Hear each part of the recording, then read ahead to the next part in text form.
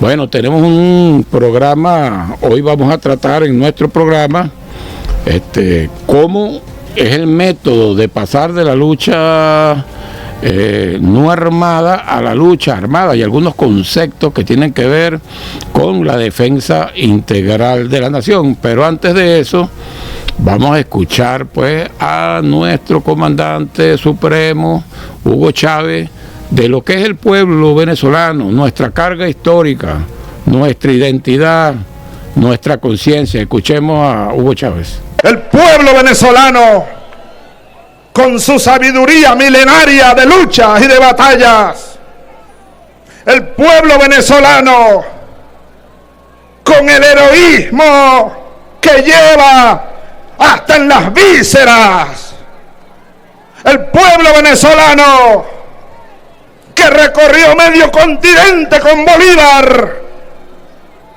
sembrando de asombros al mundo, llevando esa bandera tricolor hasta las cumbres de Ayacucho, derrotando al imperio español del Caribe hasta el Potosí.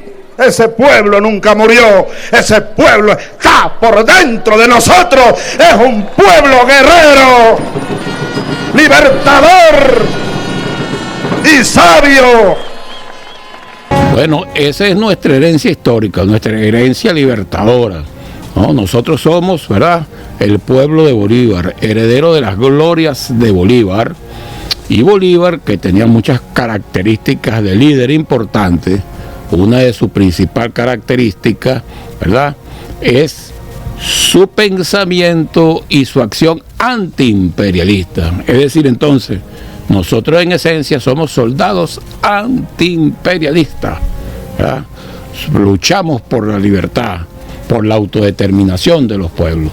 Y con esa carga histórica que nos caracteriza, ¿verdad?, que nos sentimos todas y todos orgullosos de esa herencia bolivariana, bueno, eso nos crea conciencia, el poder de la conciencia, que es fundamental en este tipo de conflicto. Vamos a hablar de todo lo que es la doctrina de la defensa integral, que es una forma de guerra asimétrica, como la conocen los estudiosos de la materia militar.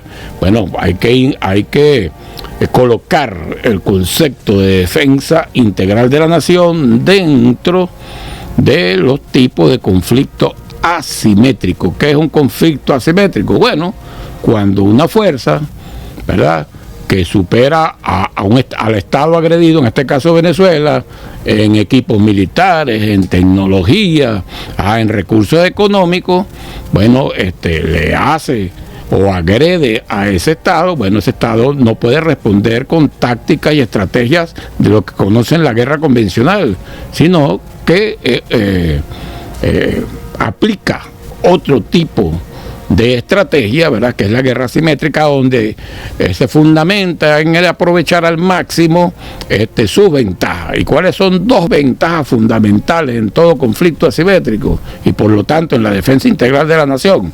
Bueno, el primero es el conocimiento del terreno, el territorio, y la segunda es el arraigo, ¿verdad?, espiritual y geográfico de toda su población a la patria, al territorio, a sus principios, a sus valores, a la lucha justa. Y con esos principios, con esos valores, Chávez nos dice que después del poder de Dios no hay ejército, no hay imperio. El poder más fuerte es el de la conciencia. Y escuchemos a Chávez hablar sobre el poder de la conciencia. Por eso es tan importante incrementar la conciencia popular, y con la conciencia, dice Víctor Hugo, es la suma de la ciencia. Conciencia, el conocimiento, la sabiduría, es lo que produce conciencia, pues.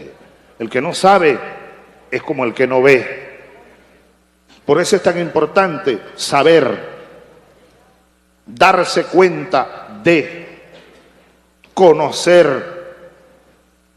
En la medida en que uno sabe y conoce más la realidad, las circunstancias, de dónde venimos y dónde estamos. En la medida en que eso ocurre, pues más conciencia popular habrá, y más fuerza popular habrá, y más poder popular habrá, porque ese es el más grande de los poderes, después del poder de Dios, digo yo, el poder de la conciencia de un pueblo, la conciencia de un colectivo. Ese es el más poderoso instrumento unitario, indestructible unidad alimentada por la conciencia. El más poderoso instrumento unitario, la conciencia colectiva, la conciencia de un pueblo. Dice Chávez, saber de dónde venimos, a dónde estamos y hacia dónde vamos. Bueno, y en ese afán que este programa trata pues de fortalecer cada día más, es una de las intenciones de este programa, la conciencia popular, la conciencia colectiva. Pero antes de entrar en materia que tiene que ver sobre el concepto estratégico de la defensa integral de la nación, es bueno recordar 3 fechas de dónde venimos, ¿no? Sin irnos muy atrás. Fundamental, vamos a partir de 1989, sin entrar mucho a fondo, ¿no? En 1989 hubo una rebelión popular donde, ¿verdad?, nuestro pueblo se alza contra el imperialismo, contra las medidas neoliberales del Fondo Monetario Internacional, ¿verdad? Y en ese estamos hablando de los hechos de febrero y marzo de 1989, han pasado que ya 36 años, ¿verdad? Han pasado de ahí. O sea, hay gente que no vio eso. Incluso dentro de las promociones militares ya no hay ninguna promoción activa que haya visto o qué fue eso. Por lo tanto, esa materia debe estudiarse, ese fenómeno debe estudiarse en las academias militares, en la universidad militar, porque es muy importante. Por ejemplo, no es a mí, o sea, yo era oficial activo en ese momento y era teniente en Campo de Carabobo, en lo que es hoy el batallón 24 de junio. Bueno, y a mí me dieron la orden de disparar contra el pueblo. No me lo contaron, me la dieron de teniente. ¿Y quién dio la orden? Un señor que era presidente de la República de ese momento y era el comandante en jefe de la Fuerza Armada, llamado Carlos Andrés Pérez. Dio la orden de disparar contra el pueblo.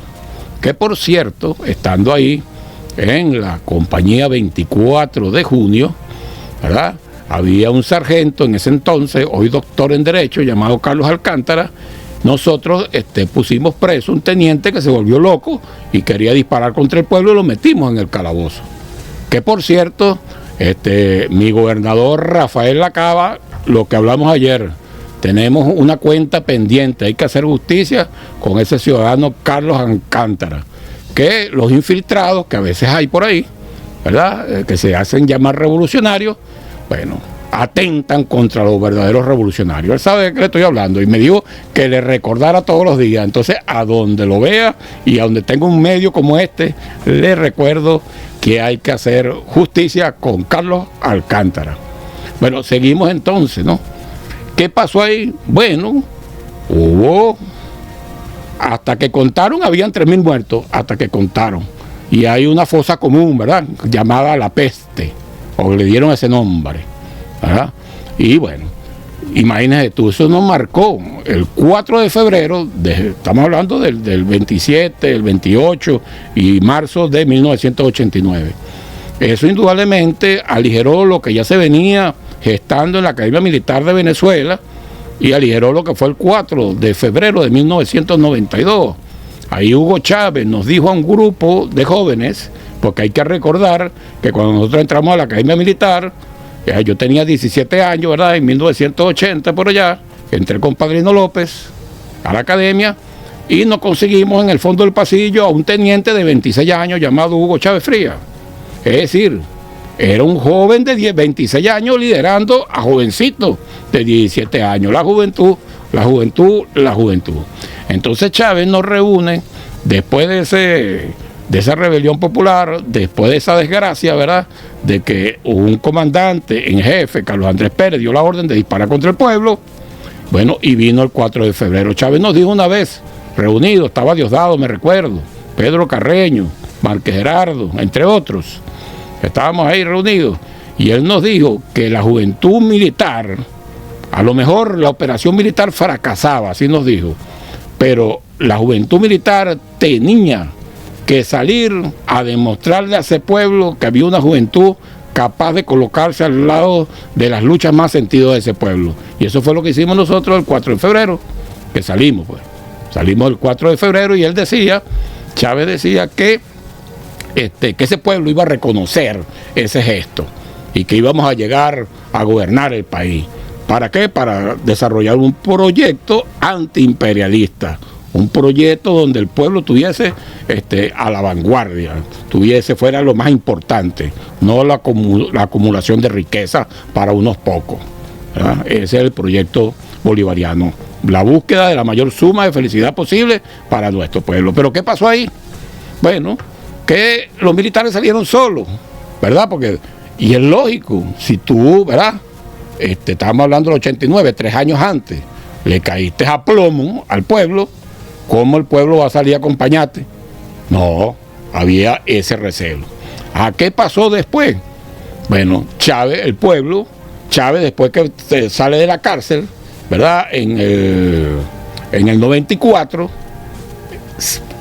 se va por todos los pueblos, recorre todo el país y, bueno, el pueblo lo elige en 1998.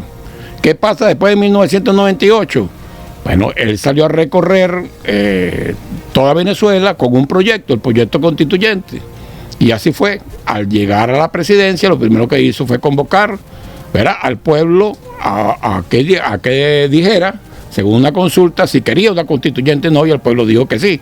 La constituyente se aprobó, la Constitución de 1999, la Constitución de la República Bolivariana de Venezuela, la única aprobada por votación popular, ¿verdad? Y, bueno, el imperio ya vio que eso era un problema a sus intereses, es decir, el petróleo, y vino, ¿verdad?, el golpe de Estado del 2002. Ahora, previo a eso hay que recordar que estamos hablando, porque vamos a llegar a lo que es hoy el sistema defensivo territorial. Antes de eso hay que recordar que el presidente, al nada más llegar a la presidencia, hizo el plan ese que llamó el Plan Bolívar 2000, a donde los militares salieron a la calle, al encuentro del pueblo, ¿verdad?, a tratar de ayudarlos a resolver toda esa carga acumulada social. Se redujo la pobreza, los militares en contacto con el pueblo. ¿Y qué pasó cuando vino el golpe de Estado de 2002? Que ese pueblo, en forma espontánea, sin que nadie le dijera nada, fue a los cuarteles. Ahí hay un elemento, es un elemento fundamental de la historia y un elemento fundamental del quiebre. El pueblo confió en Chávez, confió en sus militares y salió al frente de los cuarteles a exigir el regreso de Chávez, y ese día se toma como uno de los hitos, ¿verdad?, de la Unión Cívico-Militar, y además es el día de la milicia bolivariana, ¿verdad? Me refiero al 13 de abril del 2002. Y luego de todo eso, ¿verdad?, después que vino el 2002, hay una fecha muy importante, que es la creación del CEO, del Comando Estratégico Operacional. Aprovecho que cumplió, ¿verdad?, el pasado viernes 26 de septiembre, cumplió 20 años. Eso es un elemento muy importante, porque ahí empieza la reestructuración de lo que es hoy la Fuerza Armada Nacional Bolivariana. Vamos a escuchar entonces al presidente Nicolás Maduro sobre la felicitación del 20 aniversario del Comando Estratégico Operacional. Escuchémoslo. Felicidades a toda la Fuerza Armada Nacional Bolivariana, al Comando Estratégico Operacional como estructura que cohesiona el mando y la capacidad de acción En este 20 aniversario tan sensible, de tanto fervor patriótico que hoy recorre el país, quiero felicitar de manera muy especial a los 3 generales morales, íntegros, fundadores de este proceso de revolución militar y de revolución bolivariana. Hoy por hoy nosotros podemos decir del paso fundacional y refundacional de la creación del Comando Estratégico Operacional, que todo lo previsto se ha desarrollado. Con la creación del Comando Estratégico Operacional empezó el proceso de transformación estructural de nuestra Fuerza Armada Nacional para ser bolivariana, verdaderamente bolivariana. Un cambio que ha significado la revolución militar del siglo XXI. De verdad siento un gran orgullo de que Venezuela tenga esta Fuerza Armada Nacional Bolivariana, garantía de soberanía, de independencia, dignidad y garantía de paz. Así que felicitaciones a la Fuerza Armada Nacional Bolivariana y al CEO en sus 20 años. Y decimos, ¡Chávez vive! Bueno, felicitamos entonces al comando, al CEO, al Comando Estratégico Operacional, a su comandante, el general en jefe, Domingo Hernández Laren. Aprovechamos al ministro de la Defensa, indudablemente, Vladimir Padrino López, general en jefe, que ha sido, bueno, un impulsor y constructor de todo este sistema, al Estado Mayor Superior, ¿verdad?, al Mayor General Joan Alexander Hernández Laren, comandante general del Ejército Bolivariano, al Almirante Suleimán Gutiérrez, comandante general de la Armada Bolivariana, al Mayor General Lenín Lorenzo Ramírez Villamil, comandante general de la Aviación Militar Bolivariana, al Mayor General Elio Ramón Estrada Paredes, comandante general de la Guardia Nacional Bolivariana, y al Mayor General Orlando Ramón Romero Bolívar, comandante general de la Milicia Bolivariana. Bueno, a todo el Estado Mayor, a todos los oficiales generales, oficiales superiores, oficiales subalternos, tropas profesionales, tropas listados, milicianos, pueblo en armas, a todos, porque todos ahora formamos parte del sistema defensivo territorial. Y hablando del sistema defensivo territorial, vamos a escuchar al presidente Nicolás Maduro hablando de la nueva doctrina militar, ¿verdad? Ese acto fue en la Academia Militar del Ejército el día 26 de septiembre del 25. Escuchemos al presidente Maduro hablar de la doctrina militar. Nosotros hemos construido una doctrina admirable. Así como hubo una campaña admirable, tenemos una doctrina admirable. Trabajada, made in Bolivarian Republic Venezuela. Made in Venezuela. Aquí está nuestro concepto estratégico militar para la defensa integral de la nación, que pudiera yo resumir, para no alargar tanto, en 2 lineamientos fundamentales que están en pleno desarrollo, en múltiples planes y frentes de acción, en el concepto de la fusión popular militar policial para garantizar la soberanía, la integridad territorial y la paz de la República, la línea de la resistencia popular activa y prolongada. Es una línea donde nos hemos nutrido mucho de conceptos venidos victoriosos del gran timonel Mao Zedong. Recomiendo los escritos militares de Mao Zedong. Yo los conocí muy joven, a los 15 años, los empecé a leer. Y uno aprende bastante, porque Mao Zedong además tiene un estilo muy sencillo de explicar lo complejo y lo difícil, ¿verdad? Igualmente estamos estudiando, por orden de nuestro comandante Hugo Chávez, hemos estudiado a fondo estos 2 libros. Pensamiento militar de Ho Chi Minh, el gran tío Ho, y la experiencia, las líneas y la experiencia y el patrimonio victorioso de Vo Nguyem Giap, el gran general de la victoria vietnamita. Estos 2 hombres fueron clave para la victoria del pueblo vietnamita frente al imperio francés, Jorge Rodríguez, y frente al imperio estadounidense. Así que vamos integrando un conocimiento profundo. Bueno, fíjense, todos los cuadros políticos, y todos los cuadros militares, todo cuadro en la doctrina de la defensa integral de la nación, todo cuadro político debe ser un cuadro militar y todo cuadro militar debe ser un cuadro político, ¿verdad? Porque no se concibe en este tipo, vamos a llamarlo así, de conflicto asimétrico, ¿verdad? No se concibe que los políticos no conozcan de la estrategia, ¿verdad? Porque se trata de la defensa de todo el pueblo, del pueblo en armas, de la república en armas. Bueno, y es un tipo de estrategia distinta a la estrategia que nos dictaba precisamente cuando yo estaba en la academia militar, nos dictaba el imperio. Nosotros éramos como una especie, vamos a llamarlo así, será un cuerpo de ejército del propio ejército estadounidense. Así más o menos nos formaban en la academia. No, nosotros somos un pueblo libre, somos antiimperialistas, somos en esencia soldados antiimperialistas. Escuchemos al presidente Maduro con la segunda parte, él sigue hablando de la nueva doctrina militar venezolana. Escuchémoslo. La Ley Orgánica de Seguridad de la Nación desarrolla el precepto constitucional, la propuesta constitucional de que la defensa integral de la nación es corresponsabilidad de toda la sociedad, de todas las instituciones, de todo el pueblo. Frente a una amenaza pequeña, mediana, grande, local, regional o nacional, es obligación de cualquier persona, investida o no de autoridad, defender la patria frente a un agresor, frente a una amenaza. También tenemos aquí la ley constitucional del año 2020, en plena pandemia, de la Fuerza Armada Nacional Bolivariana.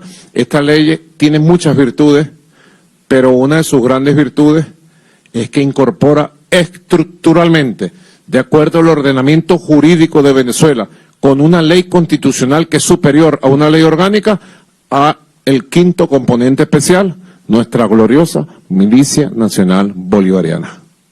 Así que es un cuerpo armado. ¿Cómo lo podemos llamar? El poderoso cuerpo de una nación. Su Fuerza Armada Nacional Bolivariana profesional, científica, armada, bien armada, con experiencia de despliegue y profesionales del más alto nivel y preparación, graduados en la Universidad Militar Bolivariana en 12 academias y preparados al más alto nivel que se pueda preparar un militar hoy por hoy en nuestra América, y nuestro pueblo de a pie, el hombre y la mujer de a pie, que por millones forma parte de los batallones de combate de este poderoso movimiento popular armado llamado Milicia Nacional Bolivariana. Fíjense, y dentro de todo esto, de la nueva doctrina militar venezolana, se conforma un sistema, que es el sistema defensivo territorial. Escuchemos al presidente cómo territorialmente está estructurado ese sistema. Escuchemos. Y tenemos de verdad una estructura fabulosa, organizada estructuralmente en 8 regiones de defensa integral, que son 8 escenarios para manejar cualquier conflicto, en 25 zonas de defensa integral, una por cada uno de los 24 estados más Caracas.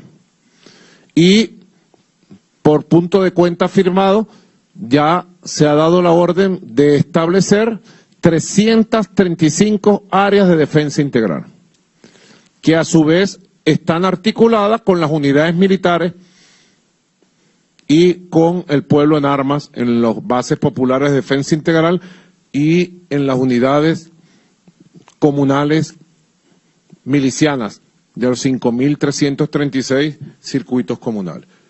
Escuchamos varias reflexiones del presidente Nicolás Maduro, comandante en jefe de la Fuerza Armada, sobre lo que es la nueva doctrina militar venezolana, lo que es el sistema defensivo territorial y cómo está conformado. Vamos a repasar acá algunos elementos, porque esto no es que es nuevo, se viene construyendo hace 26 años, ¿verdad? El primer instrumento fundamental, todos estos conceptos están en la Constitución de la República Bolivariana de 1999, aprobada por votación popular, y están desarrolladas en un conjunto de leyes e instrumentos.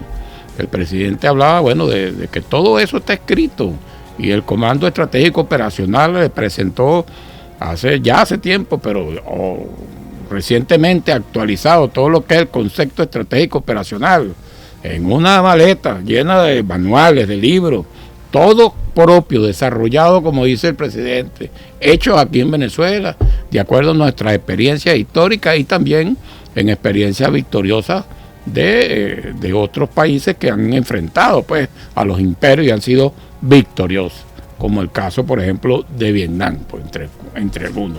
Entonces, todo esto tiene un fundamento y tiene bases constitucionales y legales. Vamos a repasar algunas. En la Constitución de la República Bolivariana, por ejemplo, fíjense, el artículo 322 dice que la seguridad, textualmente lo dice así, que la seguridad de la nación es competencia esencial del Estado, pero, ¿verdad?, su defensa, escúchese bien ya aquí, su defensa, o sea, la de la nación, su defensa, y lo voy a citar textualmente, su defensa es responsabilidad de los venezolanas y venezolanas, también de las personas naturales y jurídicas, tanto de derecho público como de derecho privado, que se encuentran en el espacio geográfico nacional. Es decir, resumiendo, que la defensa de la nación es responsabilidad de todo venezolano, pero no solamente se queda ahí, sino que también es responsabilidad de los extranjeros que estén en el país. Eso es bien importante, ¿no? Y eso está en la Constitución de la República Bolivariana de Venezuela.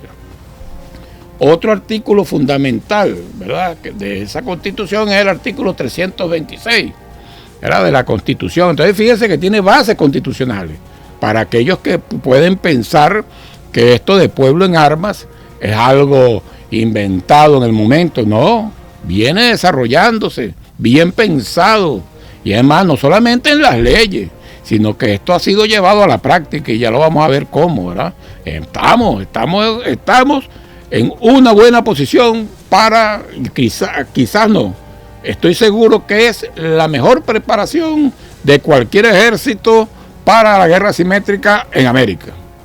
Eso téngalo usted por y cuidado, uno de los mejores en el mundo. El artículo 326 dice que la seguridad de la nación se fundamenta en el principio de corresponsabilidad entre el Estado y el pueblo. Pero fíjense esto que viene muy importante. Y ese principio de corresponsabilidad, ¿verdad?, se ejerce en los ámbitos económico, social, político, cultural, geográfico, ambiental y militar. Y aquí viene un cambio fundamental en el pensamiento militar venezolano, que es que la defensa de la patria no se ejerce solamente en el campo militar, ni es responsabilidad solo de los militares. Es decir, es responsabilidad de todos los venezolanos y toda venezolana, y se ejerce en todos los ámbitos, el económico, el social, el político, el cultural, muy importante el cultural, que es, ¿verdad?, la guerra cognitiva. Está dirigida a una guerra cultural, nos quieren cambiar nuestros principios, nuestros valores, nuestra historia, el geográfico, el ambiental y el militar. Fundamental. Ahora bien, aquí están pues 2 artículos, hay más, pero yo estoy agarrando, porque el programa es corto, 1 hora, ¿verdad? Y estoy agarrando los principales, 322 y 326 de la Constitución. Después viene la Ley de Seguridad de la Nación, ¿verdad?, que por cierto yo tuve el honor de discutir con Chávez, y yo era presidente de la Comisión de Seguridad y Defensa Integral de la Nación de la Asamblea Nacional. Eso se aprobó en el 2002, antes del golpe de abril, se aprobó este concepto. Aquí es cuando por primera vez, ¿verdad?, en el 2012 le da, vamos a llamar así, propiedad jurídica, ¿verdad?, porque está una ley, al concepto de defensa integral de la nación. Y ese concepto de defensa integral de la nación, que es nuestro concepto estratégico, ¿verdad?, el de defensa integral de la nación, está en el artículo 3 de la Ley Orgánica de Seguridad de la Nación, aprobada en el 2002, fíjense, Constitución 99, 2002, ¿verdad?, pasado ya 23 años, y dice lo siguiente: ¿qué es eso? ¿Qué es la defensa integral de la nación? ¿Verdad? Dice la ley que ese artículo 3 que está en la Ley Orgánica de Seguridad de la Nación, también está en el artículo 5, así tal y cual como está ahí, en el artículo 5 de la Ley Constitucional de la Fuerza Armada Nacional Bolivariana. Y dice lo siguiente, y cito: la defensa integral es el conjunto de sistemas, escuche bien esa palabra, sistemas, métodos, medidas y acciones de defensa, cualquiera que sea su naturaleza e intensidad, que en forma activa formule, coordine y ejecute el Estado con la participación de las instituciones públicas, privadas y las personas naturales y jurídicas, nacionales o extranjeras, con el objeto de salvaguardar la independencia, la libertad, la democracia, la soberanía, la integridad territorial y el desarrollo integral de la nación. Fíjense, entonces, no solamente son las personas naturales y jurídicas, sino que son las instituciones públicas y privadas. Y por eso es que el presidente, ¿verdad? De ahí viene que el presidente hable de dos conceptos: pueblo en armas y república en armas. ¿Por qué pueblo en armas? Bueno, porque todos los venezolanos y las venezolanas estamos en el deber de defender a la patria, ¿verdad? Con lo que tengamos en la mano, con nuestro trabajo, ¿verdad? Apoyando la logística, si nos llegan a agredir, ¿verdad? Lo que se hizo el fin de semana pasado, sanidad militar, abastecimiento, alimentos, bueno, todo eso, ¿no? Pero también las instituciones, tanto públicas y privadas. Entonces, bueno, esto es la República defendiendo a la patria. En esa ley, ¿verdad?, hay un artículo importante: ojo con nuestra historia, ojo tribunales, ojo fiscal general de la República, ¿verdad?, las instituciones del Estado, que es el artículo 15 de la Ley Orgánica de Seguridad Nacional, ¿no? Dice lo siguiente: la defensa integral de la nación abarca el territorio y demás espacios geográficos de la República. Así, escuchen esto aquí con esta énfasis: así como los ciudadanos y los extranjeros que se encuentren en él. A eso ya lo habíamos dicho, ¿verdad? Pero escuchen esta parte, esta es la parte la más interesante en este caso. Igualmente contempla a los venezolanos y venezolanas y viene fuera del ámbito nacional perteneciente a la República. Es decir, a estos cuerdos de apátridas que están fuera del país, que piden invasión, que piden agresiones a Venezuela, bueno, le agarra el Código Penal de Venezuela con traición a la patria, porque están obligados, estando en el exterior, a defender a Venezuela. Entonces eso no se puede pasar por alto.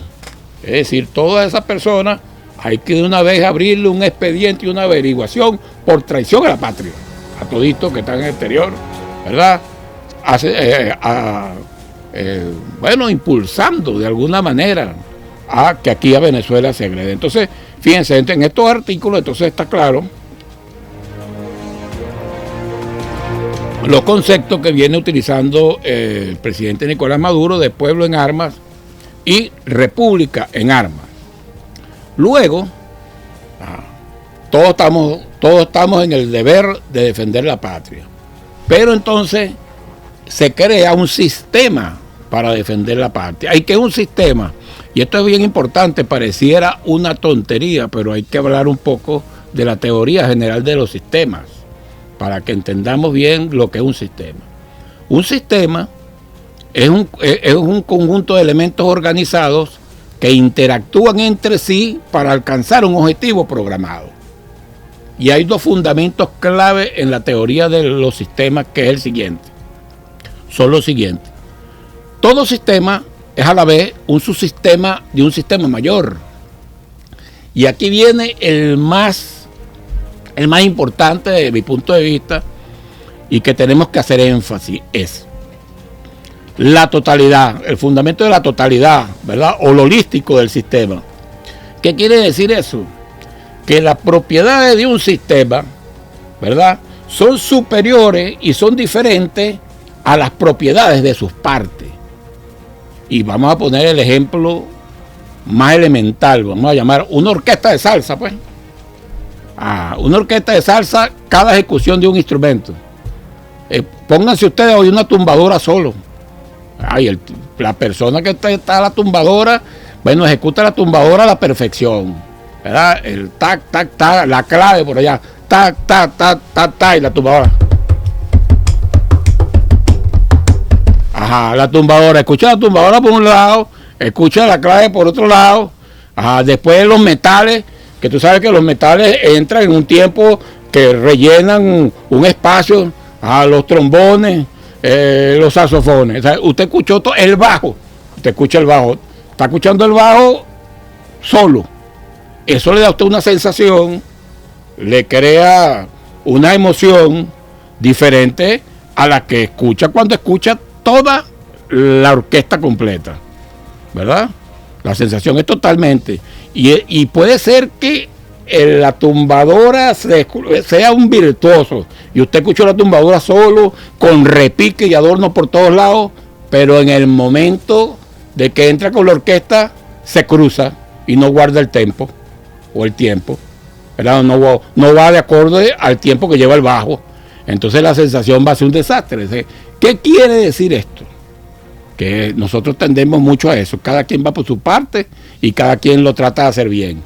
Que el resultado del sistema va más ligado a las acciones de interacción entre los elementos que a que yo sea una excelencia. Y lo vemos también en un equipo de fútbol, pues.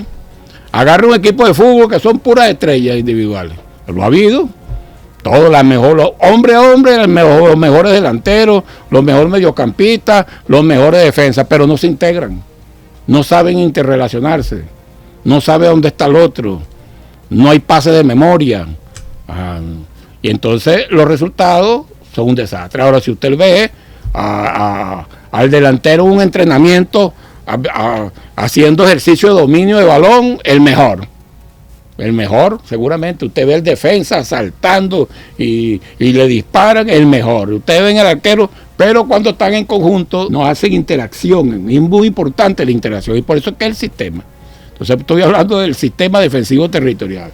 Entonces, es la teoría de los sistemas. Pero además de eso, ya lo vamos a hablar más adelante, como que estamos hablando de los sistemas. Hay un artículo fundamental que está en la ley constituyente del Plan de la Patria, que es el artículo 6, que es la visión sistémica del Estado, ¿verdad? Vamos a llamar el sistema defensivo territorial, es un subsistema del Estado, ¿verdad? Hablando de la teoría general del sistema, donde cada sistema es a la vez un subsistema de un sistema mayor. Entonces, en el caso del sistema defensivo territorial, es un subsistema del sistema Estado. El artículo 6 del Plan de la Patria habla del sistema de planes del Plan de la Patria. O sea, que el Plan de la Patria en sí, tiene un plan rector, ¿verdad? Que es el Plan de la Patria. En este caso, el que presentó el presidente, que ya es ley de la República, que lo presentó, ¿verdad?, para el periodo 2025-2031, ¿verdad? Habla de las escalas espaciales de agregación. ¿Qué quiere decir eso? ¿Verdad? Porque así está construido el sistema defensivo territorial. Por eso es que estoy hablando. El sistema defensivo territorial, hay espacios geográficos, escalas geográficas que se van agregando en espacios mayores. Entonces, ¿qué dice el Plan de la Patria? El Plan de la Patria dice que la escala base de planificación y ejecución de los planes de la República es la comuna. Y luego de la comuna se van agregando, ¿verdad?, espacios, esas escalas se van agregando hasta que llegan al país completo. ¿Qué quiere decir esto?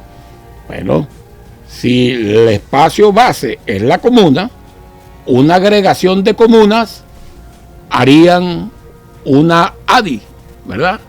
Una área de defensa integral. Luego, una agregación de áreas de defensa integral componen una zona de defensa integral. Y un conjunto de zonas de defensa integral comprenden una región estratégica de defensa integral. Y la suma de las 8 regiones de defensa integral, bueno, comprenden el sistema defensivo territorial. Ahí está. Es una agregación que se construye, que tiene que estar bien engranada. Pero el artículo 52, ¿verdad?, habla que el sistema defensivo territorial es un conjunto de estructuras, fuerzas, medios, medidas, métodos y acciones concebidas para integrar y ejecutar las funciones operacionales para la defensa integral de la nación en sus respectivos espacios jurisdiccionales. Lo que estoy diciendo ahorita. Está conformado por las regiones estratégicas de defensa integral, las zonas operativas de defensa integral, las áreas de defensa integral, los órganos, escuché esa palabra aquí, los órganos de dirección de la defensa integral. Es decir, que el órgano de defensa de la defensa integral tiene bases legales en la ley constitucional de la Fuerza Armada en su artículo 52. Y sigue el artículo y dice, y otras agrupaciones e instituciones definidas o activadas previamente por el presidente de la República Bolivariana de Venezuela y comandante jefe de la Fuerza Armada Nacional Bolivariana. Y ya tenemos una, él activó en el Plan de la Patria, y también se habla entonces en el plan, en la ley constituyente del Plan de la Patria, de que la comuna, es decir, los circuitos comunales, es decir, los 5.336 circuitos comunales, es la base de la planificación y la ejecución del sistema defensivo territorial. Es ahí, esa es la base. Y luego la base se va agregando en espacios, ¿no? Bueno, ya hablamos de la ley constituyente del Plan de la Patria como sistema. Todo esto es fundamental, y entonces hablamos de que cada instancia del sistema defensivo territorial va a tener un órgano de dirección de defensa integral. Y en enero, ¿verdad?, de este año, el presidente, mediante un decreto, ya lo vamos a buscar por acá, vamos a buscar el decreto que está por aquí. Decreto presidencial 5078, mediante el cual se activan los órganos de dirección para la defensa integral, ¿verdad?, publicado en la Gaceta Oficial Extraordinaria 6.876 de fecha 8 de enero del 2025. Ese decreto va a tener algunas modificaciones de acuerdo a la situación, pero en términos generales él está en vigencia. ¿Qué se dice ahí? Fíjense, existe, según ese decreto, ¿verdad?, seguramente en los próximos días el presidente habla de los órganos de defensa integral. Existe un órgano de defensa integral nacional. Vamos a verlo aquí, quiénes lo integran. Órgano nacional de dirección de la defensa integral de la nación, ¿verdad?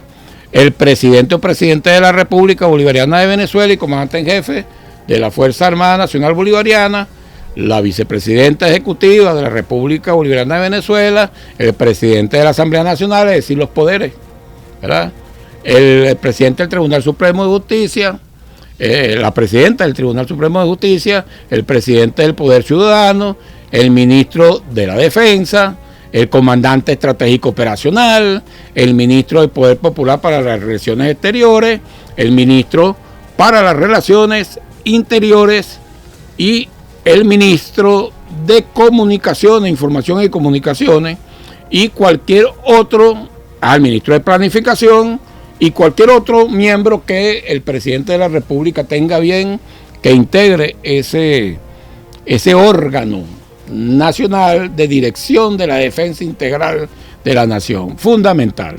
Seguramente en los próximos días, en las próximas horas, será nombrado pues el órgano nacional de dirección para la defensa integral.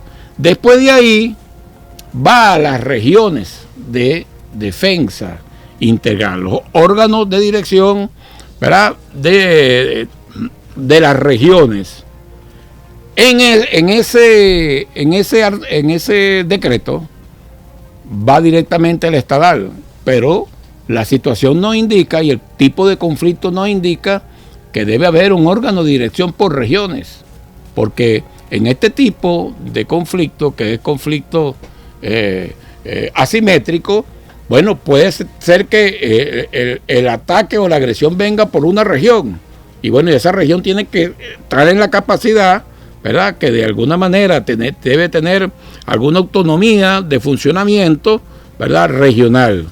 Incluso una de las cosas que suelen suceder en este tipo de conflictos es que tumban todo tipo de comunicación, de las comunicaciones, vamos a llamarlas así, convencionales. Y bueno, cada región una de las cosas fundamentales en el tipo de conflicto asimétrico es mantener la producción, la logística, la voluntad de lucha, la comunicación a las masas. Entonces cada región debe tener un sistema de acuerdo a sus características políticas, geográficas, ¿verdad?, para integrar este sistema y tener cierta autonomía de funcionamiento. Cuando yo digo autonomía, más que de autonomía es desconcentración, ¿verdad?, del aparato central. De alguna manera tiene que haber una planificación centralizada, pero una ejecución descentralizada. Y se deben crear los mecanismos para que esto sea así. Muy importante para los que me escuchan, me reportan sintonía del Estado Mayor de la Milicia Bolivariana, muy importante. Este es su programa. También el grupo de los 70, ojo con el grupo de los 70 de la Vicepresidencia del PSUV para la Defensa Integral.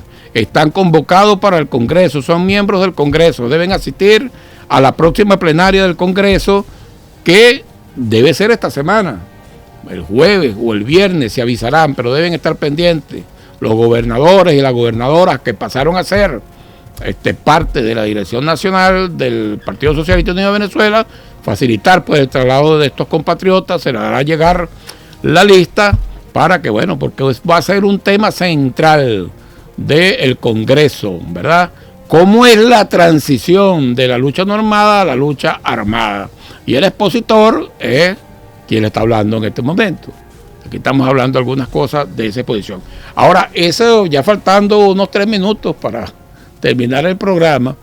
Bueno, esos órganos de dirección de la defensa integral deben conformarse 5 comités.